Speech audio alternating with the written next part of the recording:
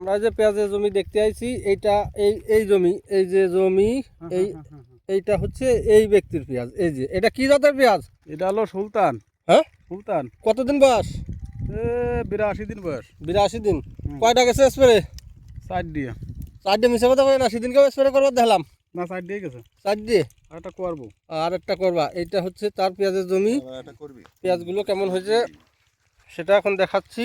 এই যে পেঁয়াজগুলো তার, এটা হচ্ছে সুলতান পেঁয়াজ। এই যে এইগুলো আছে তার পেঁয়াজই। এই যে না না, হ্যাঁ, এইগুলোর সাথে পেঁয়াজগুলো ওই যে এরকম সাইজের হয়েছে, সেটা দেখাচ্ছি।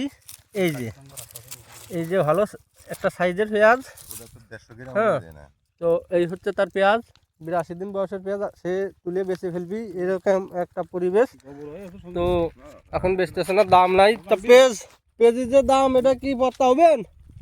দেখা যাক, দেখি পত্তা হয় কিনা, এখন কি করা যায়। তার মানে তোমার লাভই হবে না, তোমার তো ভালো পরিবেশ।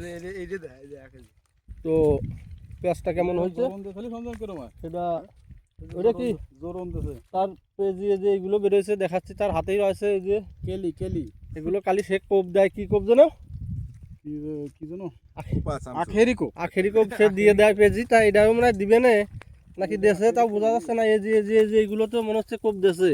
এই যে একটা একটু কোপ দেশে মনে হচ্ছে, এটা আখেরি কোপ দিয়ে দেশে। আবারও মনে হয় সে দিবে না, কালকে না পরশু দিন আসবে সে বললো। তো ধন্যবাদ সবাইকে।